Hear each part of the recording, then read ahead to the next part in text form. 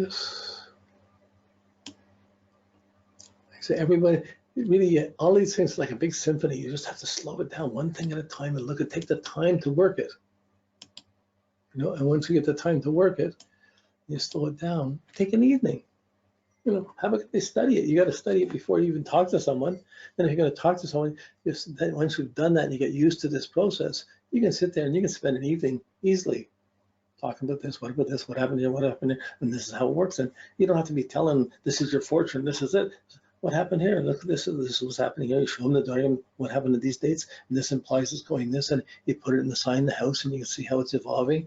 Then you move it forward. So in the next year, it's going into the next few years, it's in this sign or in this house. And you're keeping it in the background of your mind. Are you coming from have you had your new moon behind you? Have you had the spiritual impression behind you when you're working to the fulfillment of the full moon? Are you reached the full moon behind you? Are you moving towards the next new moon? So you begin to see whether you're extending your spiritual practices or building up them to get ready for a newer, deeper impression. That's useful. It's simple. It's a useful thing to be able to guide someone by.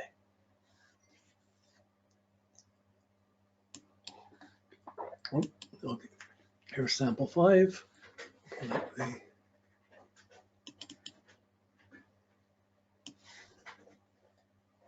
sample 5 chart.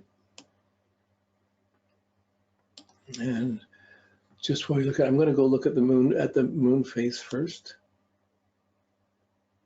The sun in Leo, the moon in Aries. Okay. Here's the printout of the progressed moon to progressed sun. So this is your phases of the moon. And we're looking 1919, March 6th. It passed the conjunction, went into the crescent moon phase, 45 degrees. Went into the crescent moon phase. So we know the moon phase is the crescent moon phase.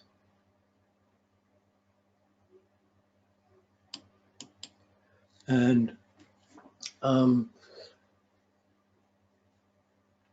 here we are, 2015 was the new moon. You can see the new moon at 2015. That was the deep new impression.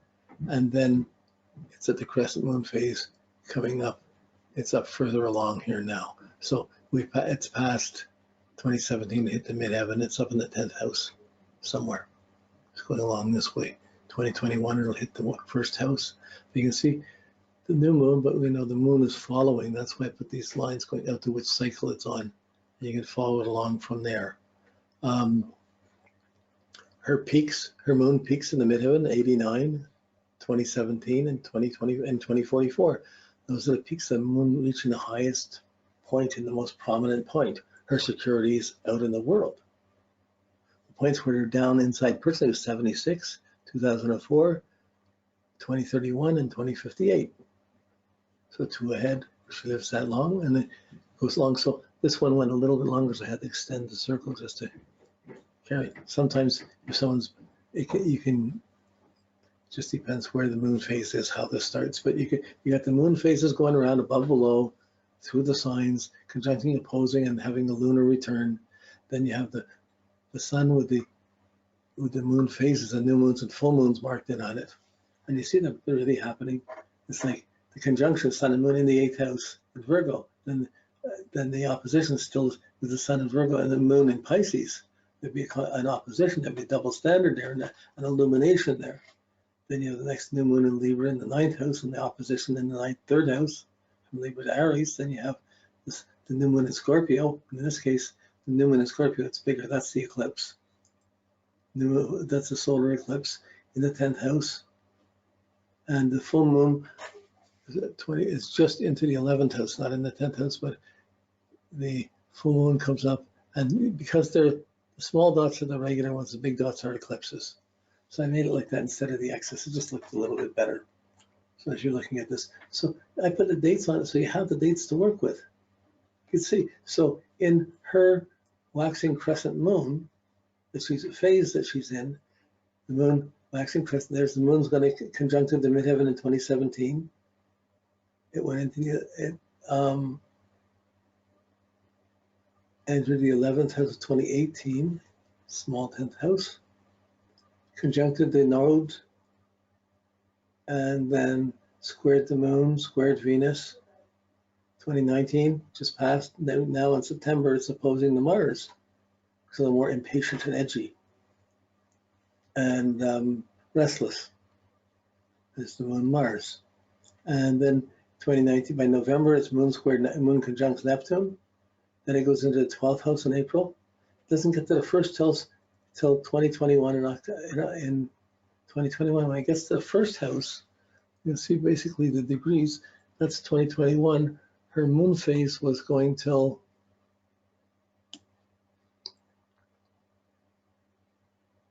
the moon phase was going to 2022. So all of this, by the time the next moon phase comes, it comes to the waxing half moon phase, that moon will be in her first house and should be a bit more confident with it.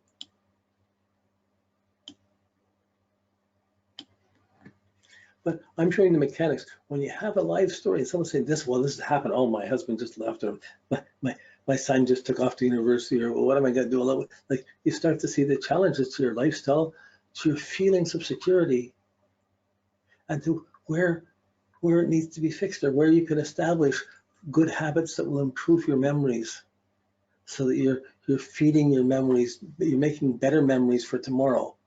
And that's working with your new moon today better. You know, like you're making today better so that it becomes your memories tomorrow. And if you put an little extra light in your day every day, and you do it continuously for a month, wow, that's really healing. If you do it for 3 months, that can heal almost anything. By 3 months of continuous light improvement, you totally have changed your memories.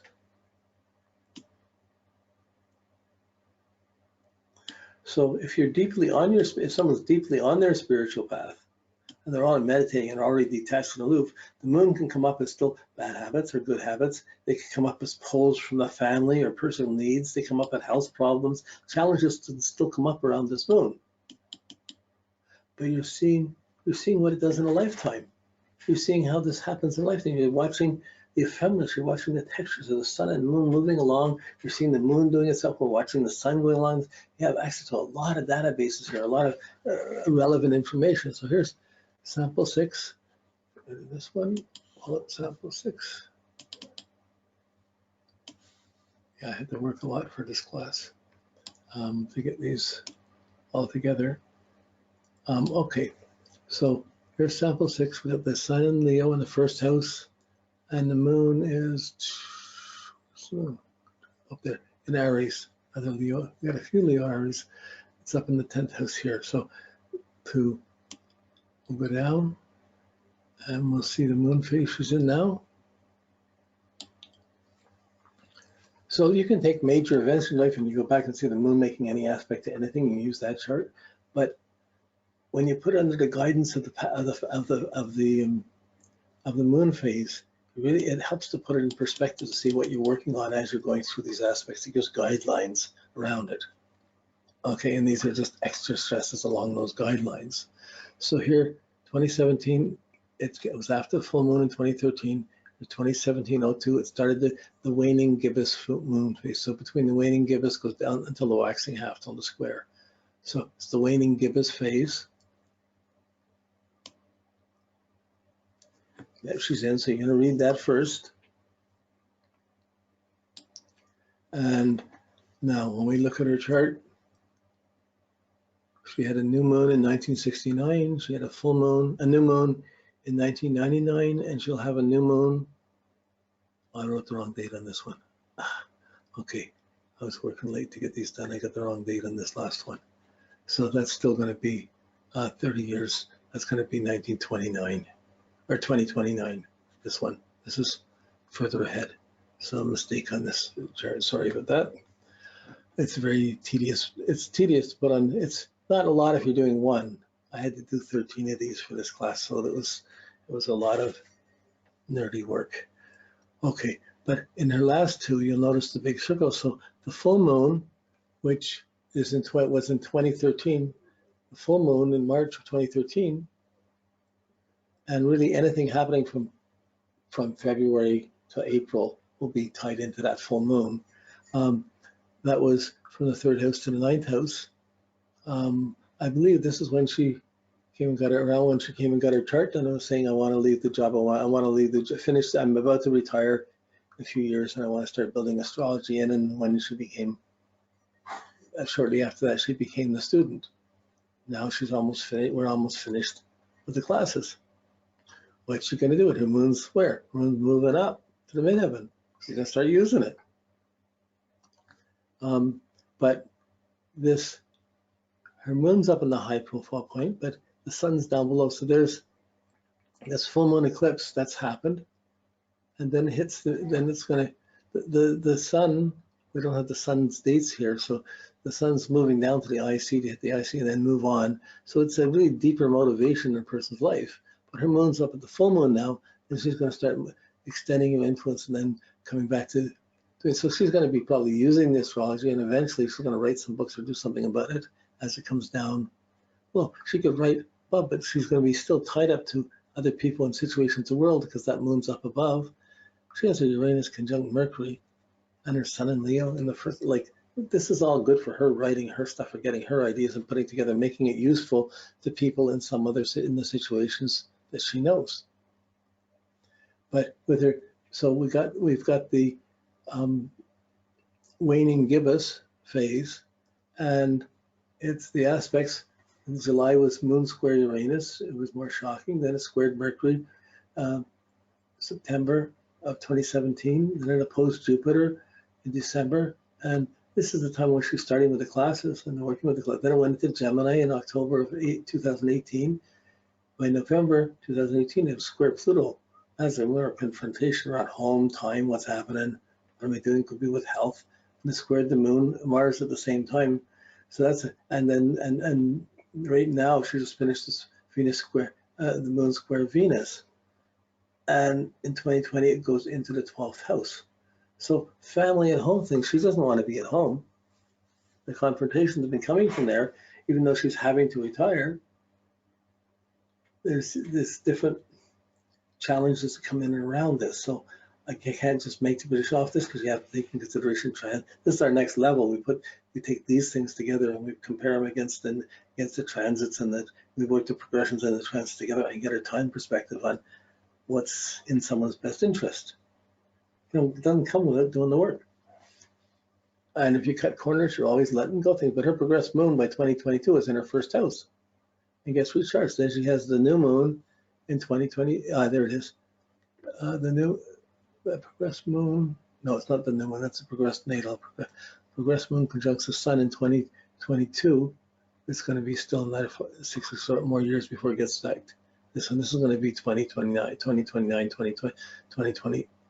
Yeah, about 2029 for that one. Okay. Okay. That's 6. Just want to think something about everybody. So we just, all the charts we've been working on. And 7 for time.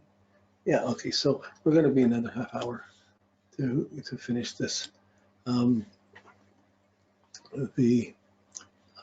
me a second. Yeah, okay, so now